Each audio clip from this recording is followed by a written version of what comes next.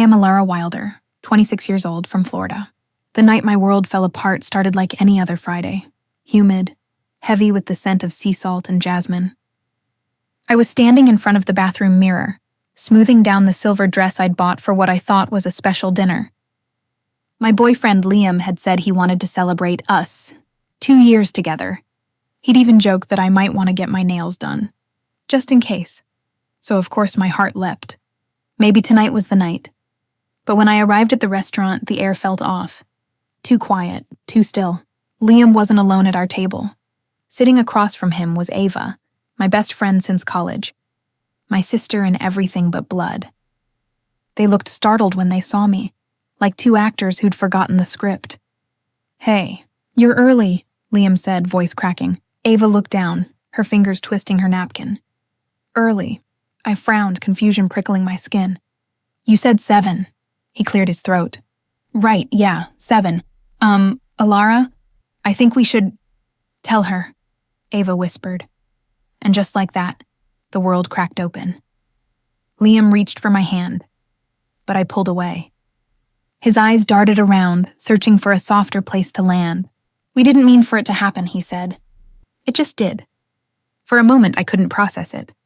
The clinking glasses, the laughter around us, the ocean view beyond the window. It all blurred. I stared at them, the man I loved, and the woman who knew every secret I'd ever had. Ava's voice trembled. "Elara, please don't hate me. We didn't plan it." "I swear, didn't plan it?" My voice came out small, shaking.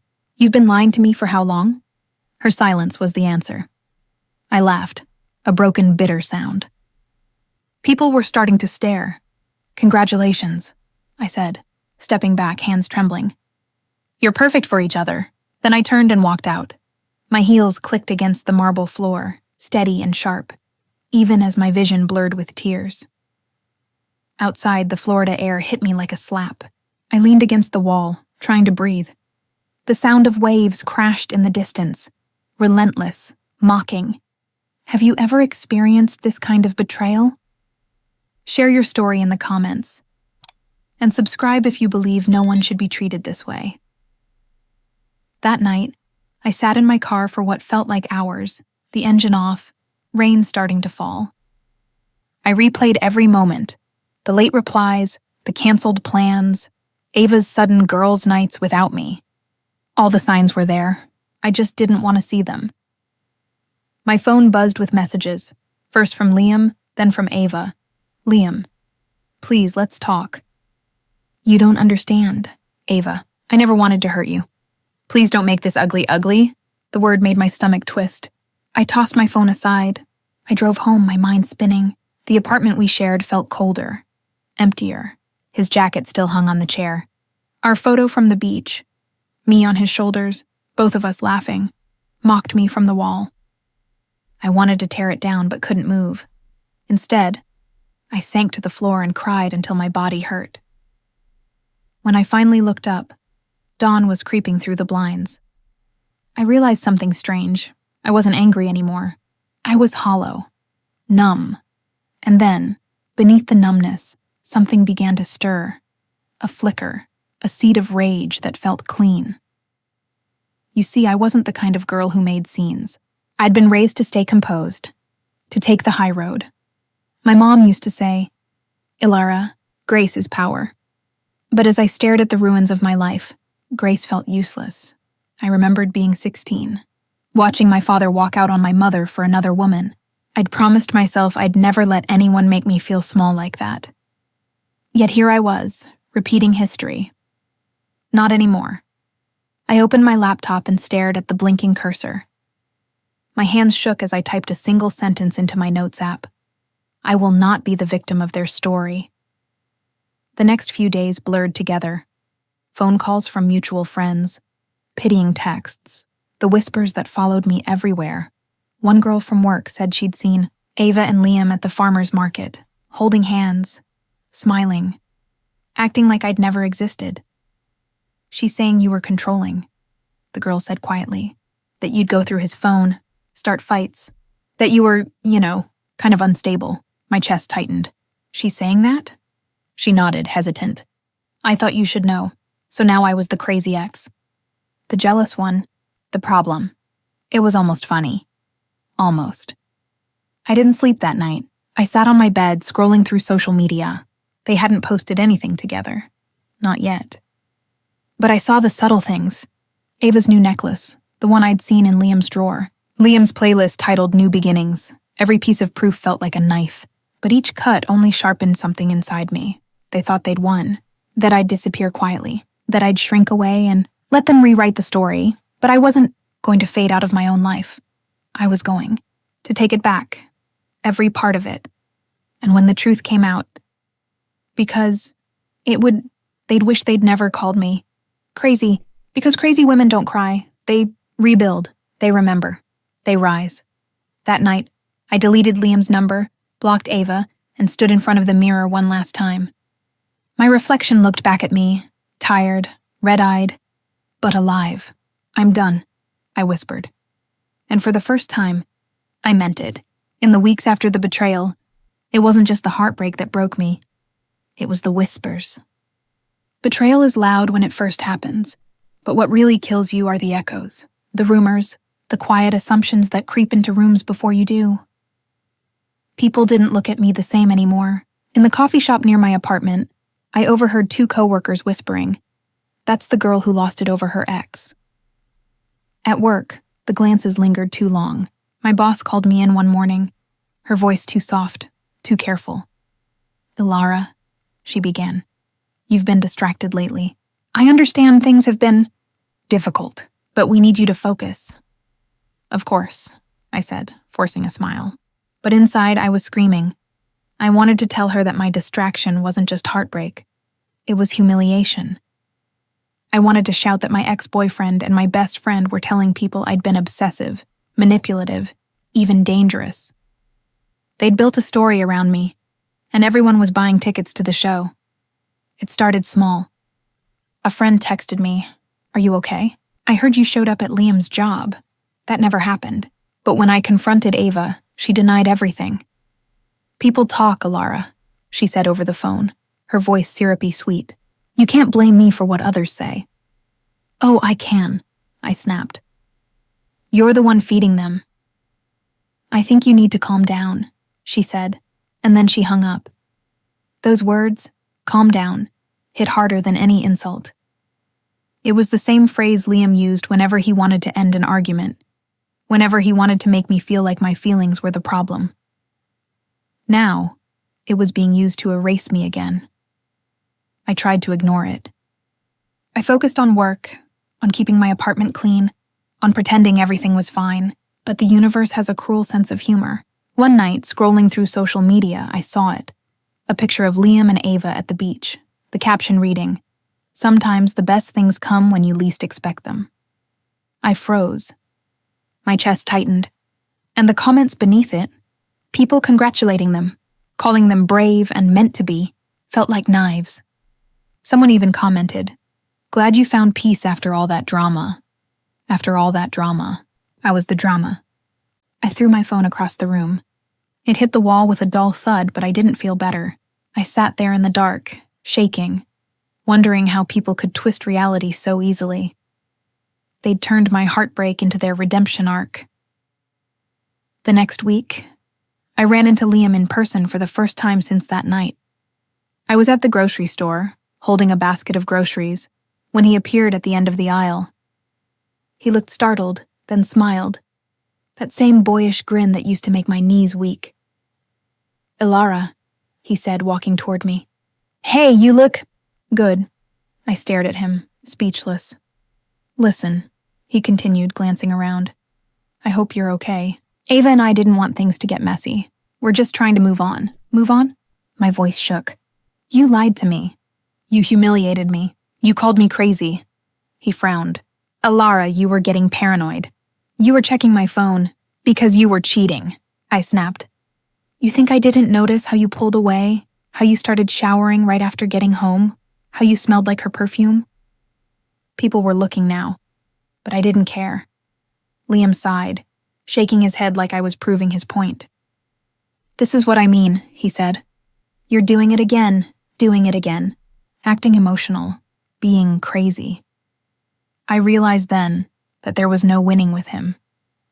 The narrative was set, and I was the villain. I turned and walked away, leaving my basket behind.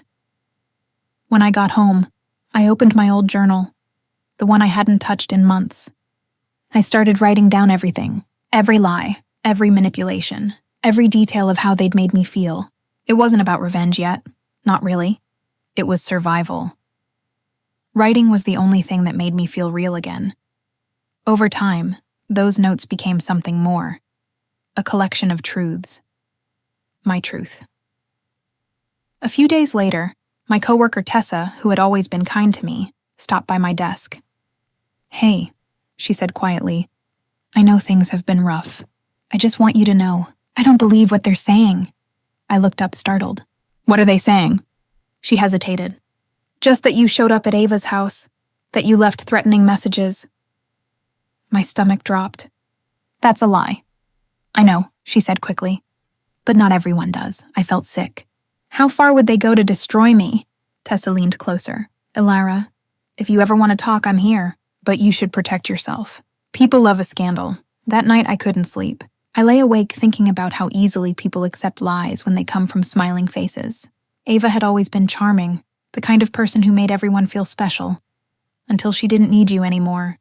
And Liam. He knew exactly how to play the victim. He'd cry if it got him sympathy. He'd twist the story until even he believed it. I realized then that they weren't just cruel. They were calculated, and if they wanted a story, I'd give them one, but it would be mine. The next morning, I started documenting everything. Texts, screenshots, old photos, even mutual friends' comments. I didn't know what I'd do with it yet, but I felt something I hadn't felt in weeks. Purpose. They'd underestimated me. They thought I'd break quietly, fade into the background. But I wasn't the same woman who cried in that restaurant parking lot.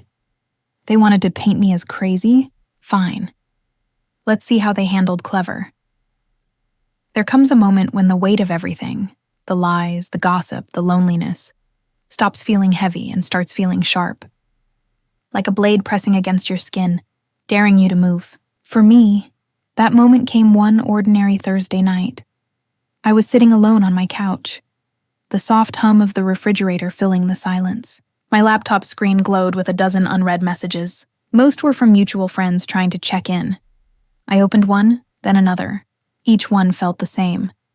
Polite pity wrapped in passive judgment. "You should really just let it go, Elara.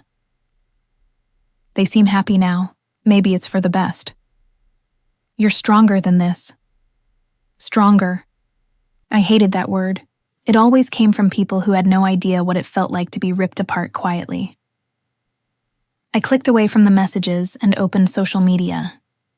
Big mistake. Ava had posted another photo, this time of Liam cooking dinner in her apartment, captioned, "My peace, my peace." The words blurred as tears filled my eyes. It wasn't jealousy anymore. It was rage, not because they were together, but because they were thriving on a story where I was the villain. Because every smile they posted was a reminder that they'd stolen my life and rewritten it to make themselves the heroes. I threw my laptop shut so hard it rattled the coffee table. The next day at work, I was quiet. Too quiet. My coworker Tessa noticed. "Elara," she said softly, "are you okay?" I nodded, but she didn't believe me. "You know," she continued, "I overheard someone in the break room saying Ava got invited to the company charity gala. With Liam." My blood ran cold. Ava didn't even work there. "What do you mean?" "She's consulting for one of the sponsors. I think Liam's going too. The gala. That was my event. The one I had helped plan for months when Liam and I were still together. I could picture it. The elegant ballroom, the fairy lights, the photographers. It was supposed to be our night, and now it would be theirs." I felt something snap inside me. That night I sat in front of my mirror, staring at my reflection. I looked exhausted, but underneath the exhaustion, I saw something else. Resolve. I whispered to myself, "They think I'm done." I opened my journal again, flipping through the pages of scribbled notes, screenshots, and observations. Each page was a piece of proof of who they really were. I wasn't sure what I would do yet, but I knew this. I wasn't going to let them keep their peace built on my pain. The next day, I bought a ticket to the gala. When the night of the event arrived, I stood outside the Grand Hotel in a sleek black dress. The air smelled of roses and champagne. People moved around me in sparkling gowns and tailored suits, laughing, posing for photos. I blended in perfectly. When I stepped into the ballroom, I saw them immediately. Ava, glowing in gold, her arm linked through Liam's. She was laughing, that soft, fake laugh I knew too well. Liam leaned close to whisper something in her ear, and she tilted her head back like she was in a movie. I could feel my heartbeat in my throat. I walked straight to the bar and ordered a drink. As I sipped, I caught snippets of conversation from nearby. She's the one who had that breakdown, right? I heard she sent him dozens of messages. Totally unstable. They were talking about me. I turned and met their eyes. The two women looked startled, muttered something, and quickly walked away. For the first time, I didn't look away. I didn't hide. Let them stare. Let them see me. I wasn't their rumor anymore. Later in the night, I found myself standing only a few feet from Ava and Liam. She noticed me first. Her smile faltered. Liam's jaw tightened. "Elara," he said, his tone careful, like he was talking to a wild animal. "Didn't expect to see you here." I smiled, cold and calm. "I could say the same."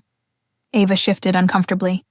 "We're just here to support the cause," she said, trying to sound light. "You remember how important this event was to Liam?" "Oh, I remember," I said softly. "I planned it." The silence that followed was delicious. People nearby turned to look. Ava forced a smile. "You look good." "I am good," I said. "Better than ever." For a moment, no one spoke. Then Liam muttered something about getting more drinks, and they walked away. I watched them go, a strange calm washing over me, the kind that comes right before a storm. When I got home that night, I didn't cry. I didn't break. I opened my journal again and wrote one line. They don't know it yet, but this was the beginning. That was my breaking point. Not when they betrayed me, not when the rumors spread, but right there, in that glittering ballroom, when I realized they were still performing while I had stopped playing. They had taken my voice, my truth, my peace, and now I was going to take everything back. Not with tears, with precision, with patience, with power. I spent the next few days studying them, their social media, their new jobs, their connections. Ava had started freelancing as a marketing consultant, and Liam had joined her on projects. Their business depended on reputation, image, perfect couple, perfect brand, perfect life, perfect target. I smiled to myself as I closed my laptop one night. They had made one fatal mistake. They underestimated me. The days that followed my breaking point blurred together like a dream that refused to end. I went through the motions. Wake up, shower, go to work, smile when spoken to. But underneath it all, I was a ghost of myself. The isolation wasn't just external, it was internal too. It's one thing to be alone, but another to feel invisible. Every time I walked into a room, I could feel the silence tighten. Every whisper felt like it was about me. Even when it wasn't, my mind convinced me it was. At first, I tried to fight it. I'd tell myself, "You're stronger than this. Don't let them win." But strength has a limit, and mine was cracking. One night, I came home to find the light on in the hallway flickering. The soft hum of the air conditioner was the only sound in the apartment. I poured myself a glass of water and sat on the couch, staring at nothing. That was when it hit me. I hadn't laughed in weeks, not once. I started avoiding people. Friends who reached out, I ignored.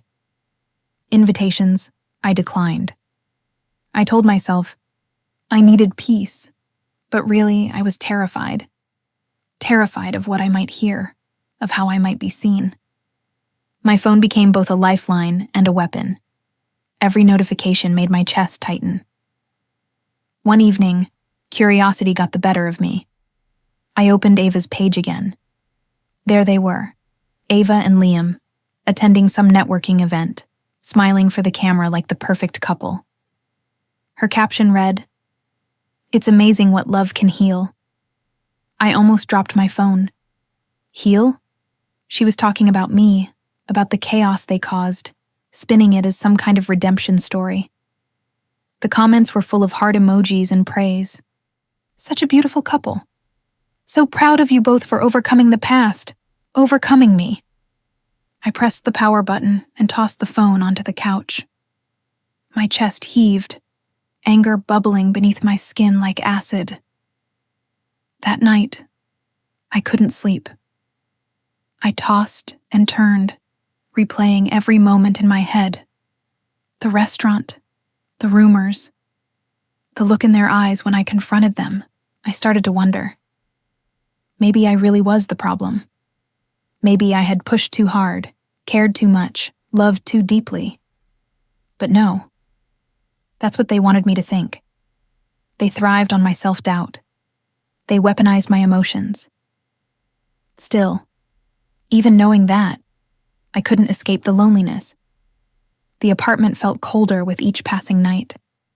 I'd sit in bed and listen to the city outside, car horns, laughter from nearby bars, life moving on without me.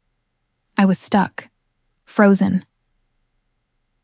The lowest point came one Friday when I found myself standing outside Ava's building. I didn't plan to go there. My car just drifted. I parked a block away, heart pounding in my chest, and stared at the glowing windows. I imagined them inside, laughing, maybe cooking together, like they used to with me. For a moment, I considered walking up and knocking on the door, forcing them to look me in the eye, to see me again. But I didn't.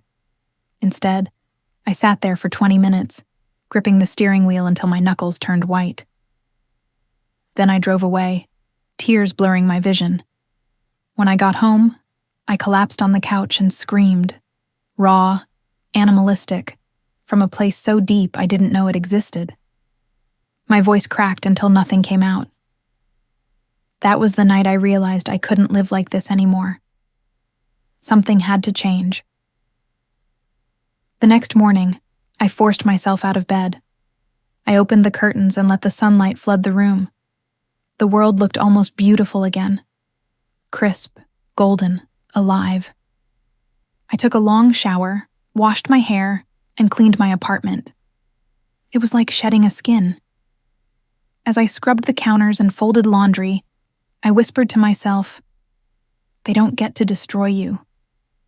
The words felt small, but they were a start. Later, I walked down to the local bookstore, a place I used to love but hadn't visited in months. The smell of coffee and paper hit me the moment I stepped inside, and for the first time in a long time, I felt normal. I picked up a book about emotional manipulation. The title read, "When They Tell You It's All in Your Head." I bought it without thinking. That night, I read until dawn. Every page felt like a mirror. The patterns of control, the twisting of truth, the slow erosion of self-worth. I wasn't crazy.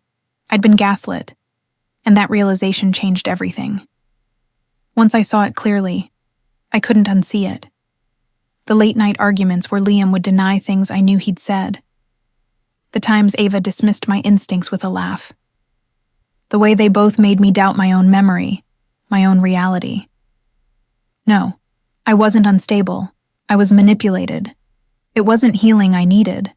It was power. So I started small. I deleted my old social media accounts. All of them. The ones they followed, the ones where people whispered. Then, I created a new one. No selfies, no drama, just art, photography, design. Things that made me feel alive again. I wanted to rebuild from the ashes, quietly, strategically. But as I did, I noticed something strange. Ava's followers, people who used to adore her, were slowly losing interest. The comments were fewer. The likes, smaller. The perfect couple's shine was fading. It hit me. Their image wasn't built on love. It was built on contrast. They needed me to be the villain. Without me, their story had no meaning. That realization was both freeing and electrifying. The isolation that had once felt like punishment started to feel like armor. I had no one to rely on but myself. And that was enough. Each night, I sat at my desk, filling pages of my journal with notes, strategies, thoughts. I was done reacting. It was time to start acting. They had controlled the narrative long enough. Now, it was my turn. The change didn't happen overnight. It crept in quietly, like dawn after a long, endless night. For months, I had been surviving, just trying to breathe through the weight of humiliation and betrayal. But now, something inside me had shifted. I wasn't just surviving anymore. I was observing, learning, sharpening. I realized power wasn't about yelling the truth from rooftops or proving myself to people who'd already chosen to misunderstand me. It was about silence, about control, about choosing when and how to strike. The more I studied Liam and Ava's world, the more cracks I saw in it. Their perfect life wasn't as seamless as they wanted everyone to believe. Their new business, a creative marketing duo, as they called themselves, had clients, yes, but I noticed patterns. Late posts, deleted comments, an unhappy customer or two who complained about delays and unprofessionalism. I took notes, not for revenge yet, but for something bigger. Understanding, because knowledge is power. One afternoon, while scrolling through a business networking site, I found something that made me pause. Ava had listed one of my old design concepts in her portfolio. A logo I'd created years ago, one she'd helped present to a client when we were still friends. I recognized it instantly. The color palette, the typography, even the tagline. My tagline, she'd stolen it. At first, I laughed in disbelief. Then, the laughter faded into something cold and certain. They weren't just lying about me. They were profiting off me. I spent the next few days digging deeper. It turned out Ava and Liam were using several of my old ideas, including presentation slides and visual strategies I'd once shown them when we brainstormed for fun. My name was nowhere to be found. That's when I realized something powerful.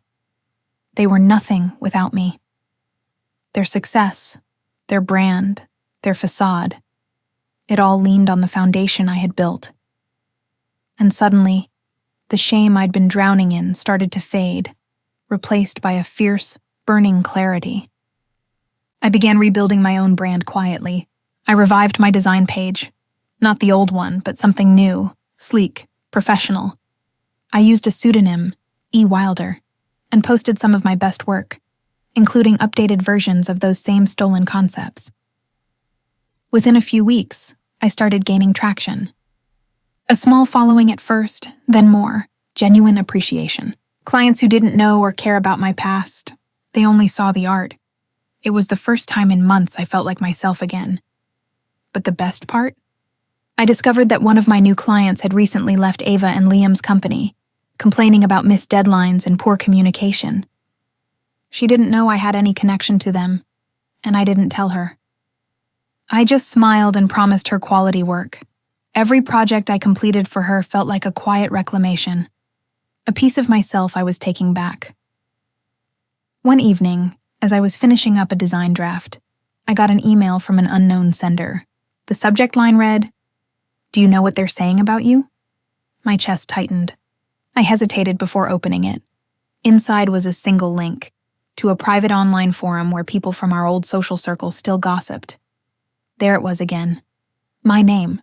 A post titled "Elara Still Can't Move On," written by someone anonymous but dripping with Ava's tone. It claimed I was spying on their business, that I was copying their ideas, that I needed help. For a second, my fingers trembled over the keyboard. Then I started to smile, because this time, I wasn't the same girl who cried over rumors. This time I had proof. Screenshots, original drafts, date stamps that showed I was the creator, not the thief. They thought they were exposing me, but really they'd handed me my leverage. Over the next few weeks, I started connecting dots between clients, invoices, and public posts. Ava and Liam had been cutting corners, promising more than they could deliver. One unhappy client even left a scathing review hidden deep in a thread. Something about unethical practices. I saved everything. Piece by piece, I was assembling a story, not the one they'd told, but the real one. And for the first time since that awful night in the restaurant, I didn't feel powerless. I felt like the author again. Still, power comes with its own kind of loneliness. There were nights when I'd close my laptop and stare out the window, watching the city lights flicker against the glass. I'd think about the girl I used to be. So eager to please, so desperate to be loved. That girl would have begged them to tell the truth. The woman I'd become? She didn't need their validation. She needed justice, and I wasn't going to wait for it to fall into my lap. I was going to create it. A few days later, I met Tessa for coffee, the first person from my old life I had willingly seen in months. She looked surprised but happy. "Elara," she said, hugging me. "You look different, stronger." "Thanks," I said, smiling. We talked about work, life, the little things. Then cautiously she asked, "Have you seen them lately?" I shook my head. "No, but I know enough," Tessa frowned. "You're not planning something, are you?" I took a sip of my coffee. "Not planning," I said slowly. "Preparing," she laughed nervously. "You sound like someone in a movie." "Maybe," I said, meeting her eyes. But even in movies, truth has a way of coming out.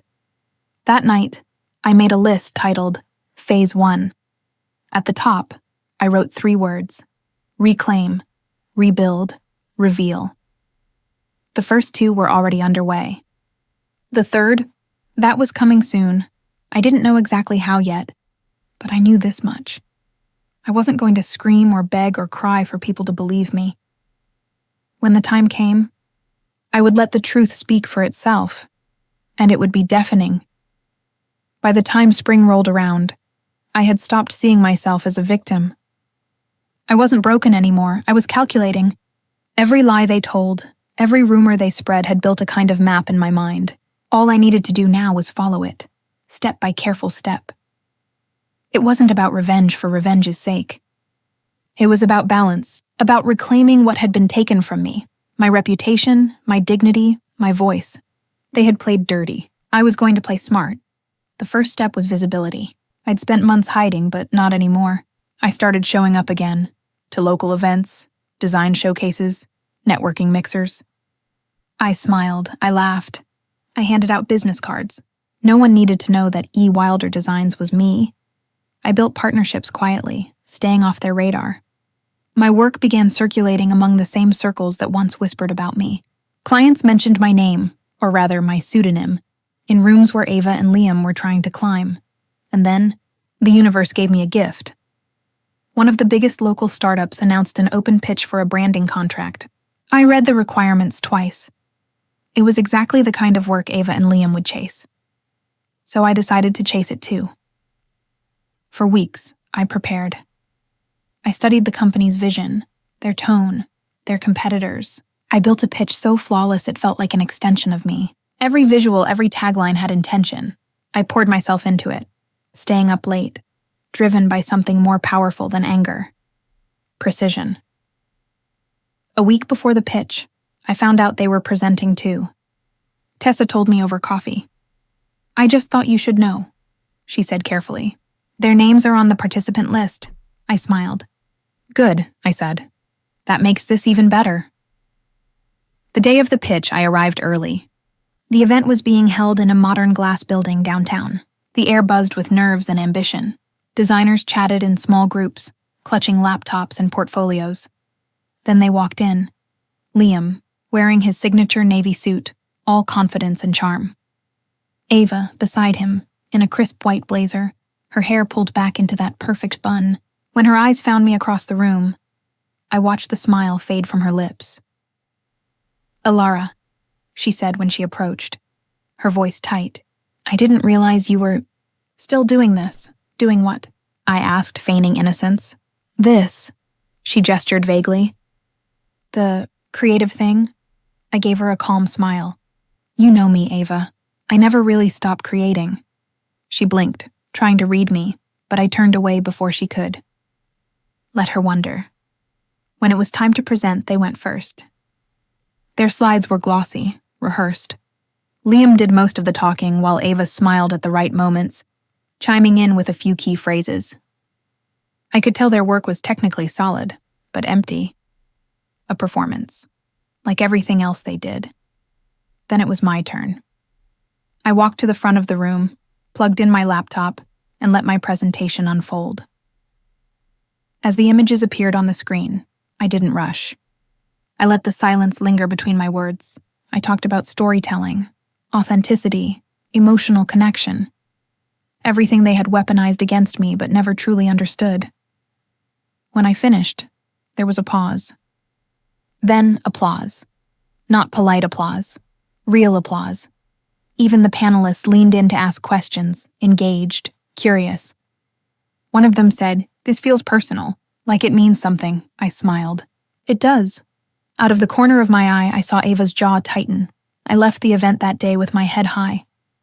I didn't know yet if I'd won the contract, but it didn't matter. I'd done something more important. I'd stepped back into the world they tried to exile me from, and I'd done it better than them. A week later, I got the email. Subject: "Congratulations, you've been selected." I stared at it for a full minute before it sank in. My design, my name, had been chosen over theirs. Tessa called me the next day, barely containing her excitement. "They're furious," she said. "Ava told someone on the committee they think you used inside information." "They're saying you cheated," I laughed. "Of course they are." "Are you going to confront them?" "No," I said, smiling. "I'm going to let them talk. The louder they scream, the guiltier they'll look." From that moment on, I became deliberate in every move I made. I didn't respond to their shade online. I didn't correct rumors. I let my work speak for itself. The more I succeeded, the more their own narrative started to collapse under its weight. Soon after, one of their clients reached out to me directly, discreetly, asking if I could fix a campaign Ava and Liam had botched. The irony wasn't lost on me, I agreed. But I made sure my signature was visible on every piece of the project. They saw it. I know they did, and that was when things began to unravel for them. A few weeks later, I got a message from an unknown number. "You think you're clever? You're pathetic. We built everything ourselves. You're obsessed." I didn't need to guess who it was. I blocked the number without replying. For every piece of venom they threw my way, I answered with silence. I focused on growing. My business expanded. My name started to carry weight again. But behind that calm, I was planning. I hadn't forgotten their lies, their manipulation, their cruelty. I was just saving the best part for last. The real setup wasn't about beating them in business. It was about exposing them for who they truly were. Liars who built their world on stolen foundations. I started reaching out to people they'd wronged. Clients, colleagues, even former friends. It wasn't hard. Most of them had their own stories. Stories of missed payments, broken promises, copied work. One client showed me screenshots of emails Ava had sent, ones where she'd plagiarized content. Another sent me an invoice Liam had accidentally doubled. I kept everything. Compiled it, dated it, organized it. By the time I was done, I had enough to take down their entire facade, but I didn't send it anywhere yet. Because timing, I realized, was everything. I wasn't interested in burning them instantly. I wanted their downfall to unfold exactly the way they'd humiliated me. Slowly, publicly, painfully. They had built their empire on my silence. Now, I was going to use their noise to destroy it. The day I decided to strike, I felt nothing like vengeance. I felt like a surgeon about to make a precise incision. Calm, methodical, steady-handed. I had the evidence. I had witnesses. I had patience. All that was left was to choose the moment when the world would finally see the truth. It began with a single email. I sent a concise, professional note to a well-respected industry blog that often covered local creative firms. I included a short pitch. Case study. How small agencies inflate portfolios and steal work. Documentation inside. I attached only a small folder at first. Screenshots of Ava's copied logo. Dated files with my original timestamps. A record of an invoice discrepancy. I didn't attach everything. I never attach everything at once. You don't reveal your hand before the game begins. A week later, the blog published a careful fact-checked piece.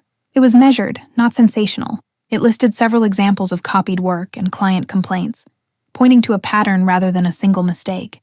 They asked readers, "Have you experienced similar issues with small consultancies?" Comments filled the thread. One by one, people stepped forward. Former clients, collaborators, interns. And their stories painted a picture that matched mine. The first reaction I felt was not triumph, but relief. The air felt lighter, as if some invisible weight had lifted. Then the panic hit them. Ava messaged me, furious and pleading, "You don't have to do this, Elara. You don't know what you're doing to people." Her words were a clumsy attempt at moral high ground. Liam called, sounding hollow. "This is bad. Stop this." He begged in the way men beg when they realize they've burned their bridge. I didn't answer. I let the story breathe. I watched how their carefully manufactured image began to crack under the pressure of public testimony. Clients asked for clarifications. A former client requested a refund. A small startup that had contracted Ava and Liam quietly pulled their campaign, citing inconsistencies. That's when I started releasing what I'd saved. Not to the internet, not to the blog, but to people who mattered. I sent organized packets to clients who had been wronged, complete with emails, time-stamped files, and side-by-side comparisons showing my original concepts and their copies. The response was swift and precise. A client confronted Ava. Another demanded their money back. Word spread in closed circles, and Ava's calls went unanswered.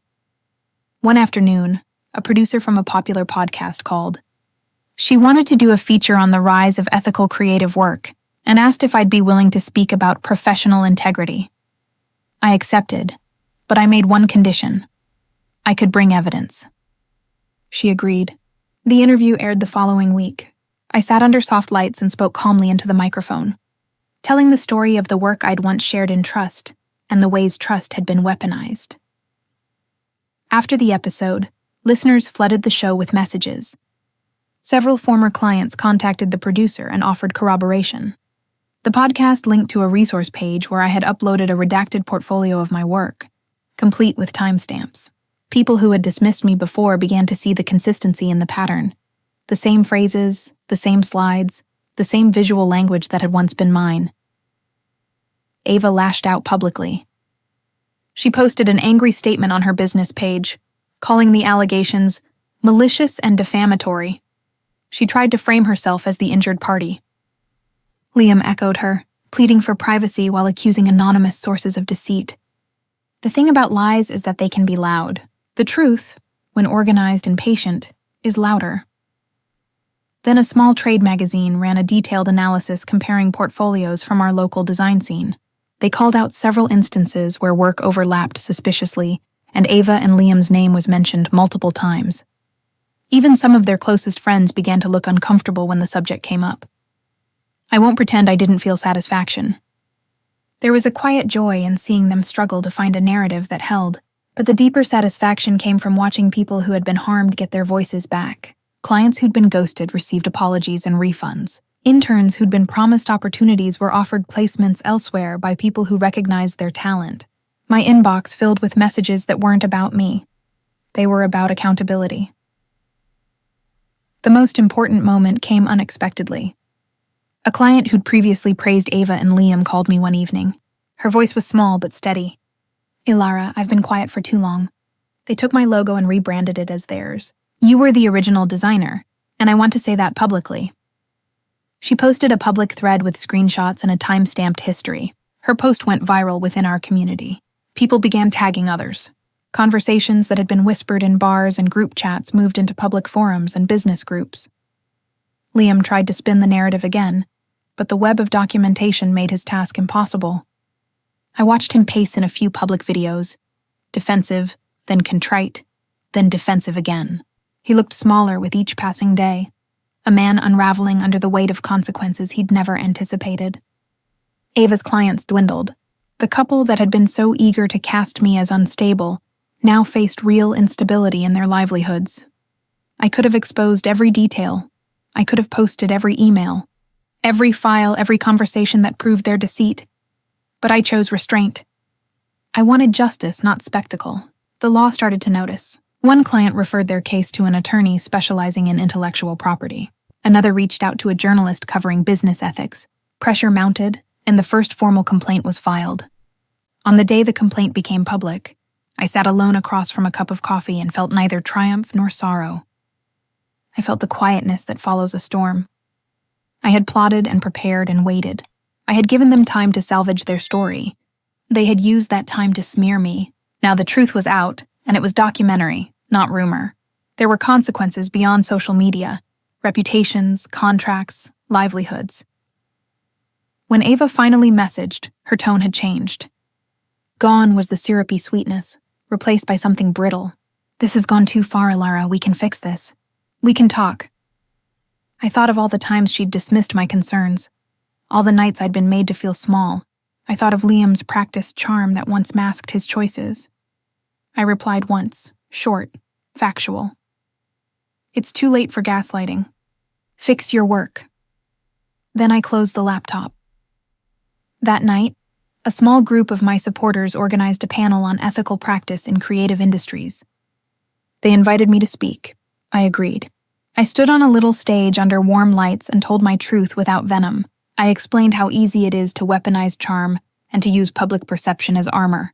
I explained that power is not given by applause, but earned through integrity. After the talk, people came up to me, some shaking my hand, some hugging me. I realized then that the strike had never been against two people only. It had been against a system that allowed predatory networks to flourish. Weeks later, Ava and Liam's consultancy dissolved quietly. Contracts were terminated. A few of their clients publicly announced transitions to other agencies. The last time I saw them in person, Liam looked at me with eyes that had no arrogance left. He said nothing. Ava avoided my gaze. I didn't celebrate loudly. I watered the plants on my balcony and watched the city move through another day. The strike had done what it needed to do. It had reclaimed my name and given voice to those who were silenced. The truth had a way of dismantling lies when it was organized, patient, and pointed. The wound they'd cut into my life began to close. And I learned a final important thing. The most powerful strikes aren't spectacular explosions. They are careful, sustained pressure in the right places until the structure collapses under its own weight. When truth finally bursts into daylight, it doesn't come as thunder. It seeps in quietly, steady as dawn, impossible to ignore. That's what it felt like watching the story unfold. No longer a rumor, no longer whispers in dark corners, but facts standing tall where lies used to live. It began with one article, then another, then the podcast follow-up, the industry newsletter, and the local news piece that summarized it all. The same people who had once called me unstable were now calling me resilient. It was strange, almost disorienting, to watch public opinion shift like the tide. But I didn't crave their approval anymore. This wasn't about revenge. It was about truth reclaiming its rightful place. The first time I stepped out after the news broke, I felt the weight of eyes again. But this time, the gaze was different. Curious, not judgmental. A few even smiled. One woman stopped me outside a cafe and said quietly, "Thank you for speaking up.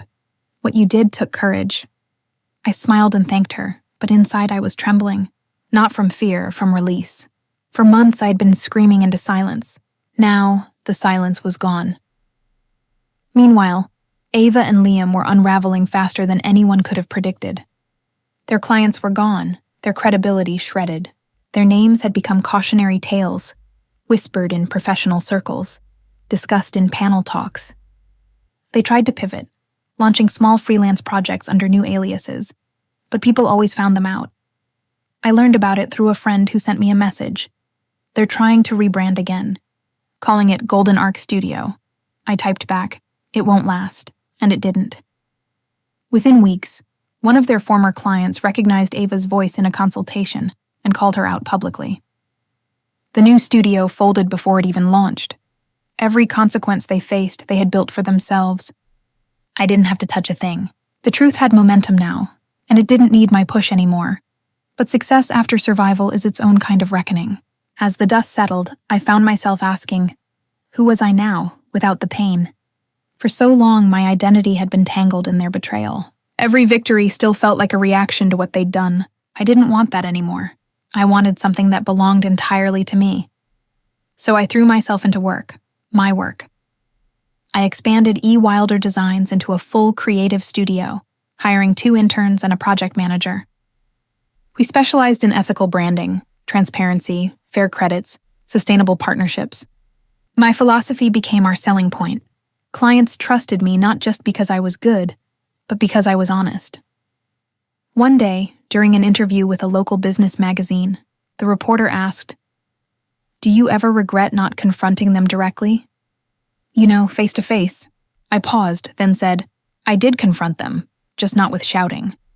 I confronted them with success, with truth, with silence. Sometimes, silence is the loudest answer you can give." The quote ended up in the article's headline. I didn't expect it to go viral, but it did. People started sharing it with captions like, This is power." Of course, not everyone was kind. Some accused me of ruining lives, of taking it too far. A few even sent hate messages, calling me vindictive. But those voices didn't sting the way they once would have. I had learned something vital. When you step into your power, someone will always call it vengeance. That's how people protect their comfort. Still, I stayed grounded. I didn't want to become like them. People who thrived on control. I wanted peace. And peace came in strange ways. A few months later, while attending a design conference, I spotted Liam sitting alone near the back of the venue. He looked thinner, older, his confidence hollowed out. Our eyes met briefly, just enough for him to recognize me. He didn't speak. He didn't have to. The apology was there in the silence between us. I walked past him without a word. That was all the closure I needed. Ava's fall, on the other hand, was louder. I heard she'd tried to apologize publicly, a teary video where she claimed she'd been pressured and misunderstood. But the internet has a long memory. Every viewer remembered how easily she'd once lied. Her tears didn't move anyone. I watched the video once, then closed the tab. For the first time, I didn't feel anger or satisfaction, just distance. She no longer had power over me. The reckoning spread beyond us. Other people in our industry began speaking up. Designers, writers, small creators, about how their work had been exploited, their names erased. A quiet revolution started taking shape. Ethics panels formed. Agencies reviewed their practices. At one such event, I was invited to speak again. I stood on a stage in a packed auditorium, lights warm on my face, and told the audience, "Sometimes justice doesn't look like punishment. It looks like change. It looks like every person in this room choosing integrity, even when it's inconvenient. I didn't set out to destroy anyone. I set out to protect what's right. And if we all did that, maybe stories like mine wouldn't need to happen." The room fell silent. Then came the applause. Slow, sincere, echoing. I smiled. This was my reckoning too, but not of destruction, of purpose. When I got home that night, I opened my journal. The same one that had once held my pain, my rage, my confusion. Now its pages were filled with plans, ideas, gratitude lists. I flipped to the earliest entries. The nights when I could barely hold a pen through my tears. I ran my fingers over the ink, the shaky handwriting. That girl was gone. In her place stood a woman who had learned how to fight without violence, how to rebuild without bitterness. That realization made me cry again. Not from sadness, but from peace. Weeks later, I received one last email from Ava. It was short. "Elara, I know I don't deserve forgiveness, but I'm asking anyway. I've lost everything. I'm sorry." I stared at it for a long time. Then I typed, "I forgave you long ago." That's how I moved forward. I hope you do too. I hit send and closed my laptop. That was it. The end of the story. The end of her in my life. As summer turned to fall, I took a trip alone. My first real vacation in years. I stood by the ocean, the same one that had once felt like an echo chamber for my pain, and breathed in the salt air. The waves didn't feel heavy anymore. They sounded like freedom. The reckoning had passed, but its echoes remained, soft, persistent, alive in the corners of my mind. Even after everything had settled, I found myself waking up some mornings expecting chaos, expecting another blow to land, but none came. The world was quiet now. The storm had done its work, and I was standing in its calm. For the first time in a long while, I could breathe without bracing for impact. In that stillness, I started to see things I couldn't before. The journey hadn't just been about justice, it had been about rediscovery, about finding the woman buried beneath survival, the one who used to laugh at sunsets, who sketched ideas at coffee shops, who believed in kindness even when the world wasn't kind back. I missed her.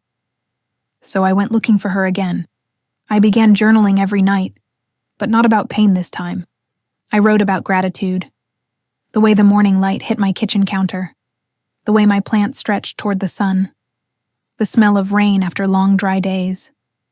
I wrote about the freedom of not caring what others thought anymore, and most of all, I wrote about healing. Healing, I realized, wasn't a destination. It was a rhythm. Some days soft and easy, others jagged and raw, but every day it moved me forward. The therapist I had been too stubborn to call months ago became a quiet anchor in my life. She didn't tell me to forgive them or to forget. She told me to understand. Closure isn't always about making peace with them, she said one day. Sometimes it's about making peace with who you were when they broke you. Those words stuck with me. Work flourished in ways I hadn't expected. My studio grew, not just in size, but in purpose. I started mentoring young designers, mostly women who had faced exploitation or doubt in their early careers. I saw pieces of my old self in each of them, nervous, talented, unsure if their voices mattered. I made sure they knew they did. One of my interns, a bright 23-year-old named Isla, said to me one afternoon, "You make it look easy, Elara, like you were born strong." I smiled. "No one's born strong," I told her. "Strength is just pain that's been practiced into something useful." She nodded slowly, and I could see in her eyes that she understood. Around that same time, an email landed in my inbox. It was from a journalist who had covered the original story, the one about Ava and Liam. She wanted to do a follow-up, a piece about rebuilding after betrayal. I hesitated at first. I didn't want to reopen old wounds, but then I realized this was different. It wasn't about them anymore. It was about me. So I agreed. During the interview, she asked, "Do you think justice was served?" I thought about that for a moment before answering. "Justice isn't something you receive," I said. "It's something you build." I didn't wait for it to find me. I created it, by moving forward, by doing better, by living well. When the article was published, it wasn't sensational or dramatic. It was honest. Readers flooded my messages with words like inspired, grateful, hopeful. One line in particular stood out. She didn't seek revenge. She sought peace, and found power instead. I printed that line and taped it above my desk. Months later, I bumped into someone I hadn't seen in years, one of Liam's old friends. We were at a gallery opening downtown, surrounded by warm lights and soft jazz. He looked uncomfortable as soon as he saw me. "Elara," he said, his voice uneasy. "I just wanted to say, I believed them back then, and I'm sorry." For a second, the old sting returned, the memory of being dismissed, mocked, abandoned. But then I exhaled. "You don't owe me anything," I said gently. "We all believe what's easier to believe." He nodded, eyes glassy. "Still, you didn't deserve that," I smiled. "No one does." That conversation stayed with me, not because I needed the apology, but because it reminded me how far I'd come. Forgiveness wasn't about erasing what happened. It was about reclaiming my energy from it. As time went on, the chaos became a story I told in fragments, not scars I carried. When people asked how I managed to endure, I told them the truth. That it wasn't grace that saved me, but grit. That it wasn't faith in others, but faith in myself. that I stopped waiting for someone to hand me peace and started creating it with my own 2 hands. Sometimes at night, when the city was quiet and my studio lights glowed soft against the windows, I would look out and whisper, "You did it." Not for the world, for the woman who had sat on that same floor months ago, broken and bleeding in silence. One afternoon, as I was cleaning my workspace, I found something I hadn't seen in a while, an old photograph. It was of Liam, Ava, and me, taken years ago at a charity event. We were all smiling. For a moment, I stared at it, feeling nothing but distance. Then I took a deep breath, walked to the balcony, and let the wind carry it away. The photo fluttered once, twice, and disappeared. That, I realized, was real closure. The aftermath wasn't just about survival. It was about redefining what I wanted from life. I started painting again, something I hadn't done since college. It wasn't for business or social media. It was just for me. Colors, textures, movement, the language of freedom. Each brushstroke was a reminder that I wasn't living in reaction anymore. I was creating from intention. And maybe that's what healing truly is. Not the absence of pain, but the ability to create beauty from it. By autumn, my studio held an exhibition called Reclamation. Every piece told a story of loss, recovery, and transformation. People came, some out of curiosity, others because they had lived their own betrayals. When the night ended, a woman approached me, tears in her eyes. "Your story saved me," she said softly. "I left someone who made me feel small." I hugged her. "Then it was all worth it," I whispered. Because that's what it had all been for. Not to destroy, but to illuminate. To show that no matter how deep someone tries to bury you, you can still grow back toward the light. I used to think closure was something you were given. An apology, a confession, a neat ending tied with a bow. But now, standing where I am, I know closure is something you choose. It's not found in someone's words. It's in your own silence. Your own peace. I am Elara Wilder, 26 years old, from Florida. And this is where my story ends, not with revenge, but with reclamation. The world that once felt small and cruel has opened again, wide and warm. My mornings are no longer haunted by what they said about me, or the faces that betrayed me. Now they begin with sunlight, coffee, and the hum of possibility. Sometimes, I still catch fragments of the past.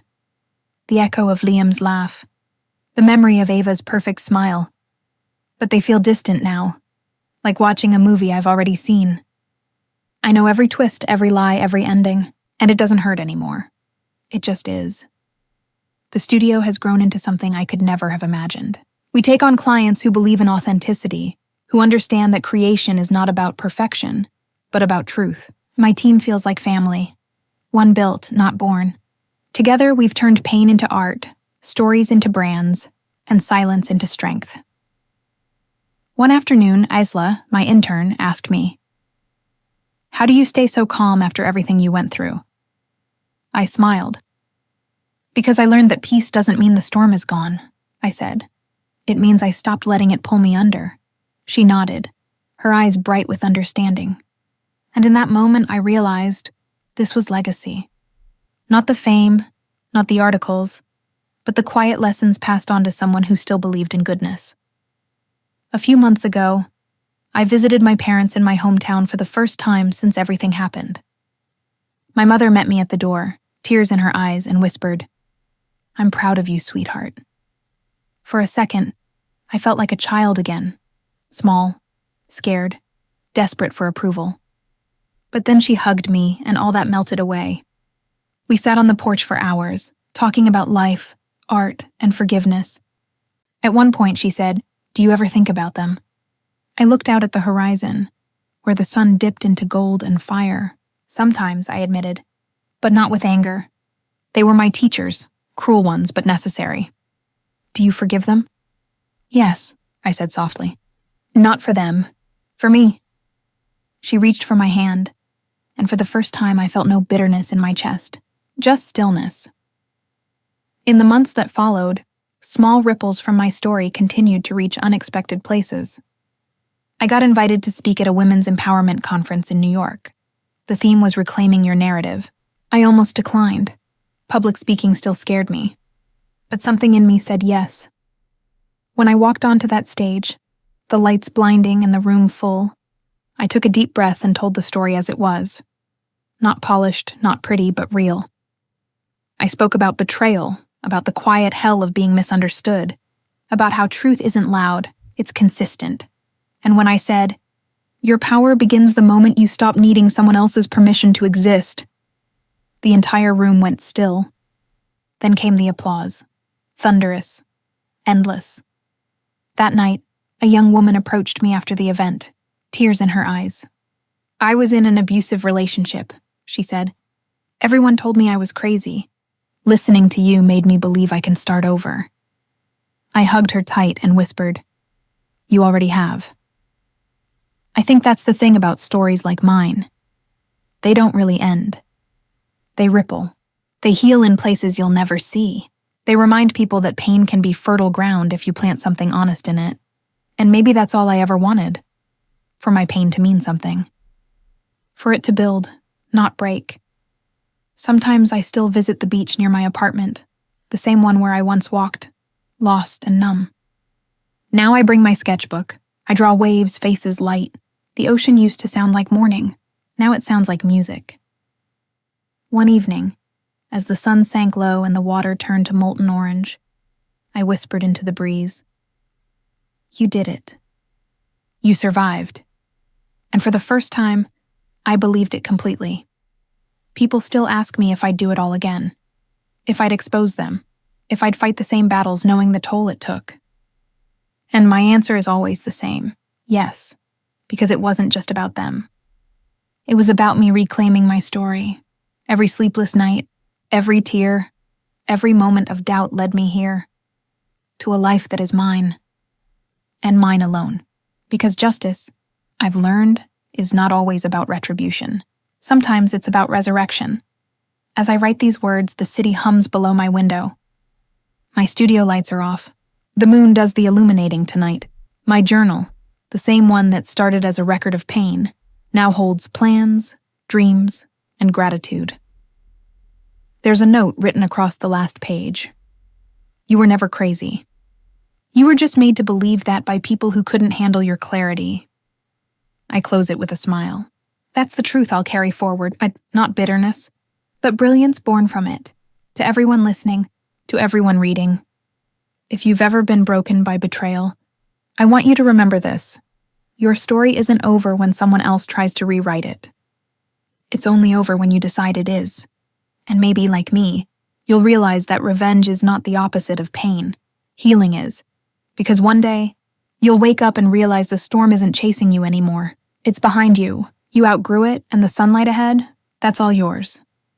And if my story resonated with you, please like, subscribe, and share it with someone who might need to hear that they too deserve respect and unconditional love.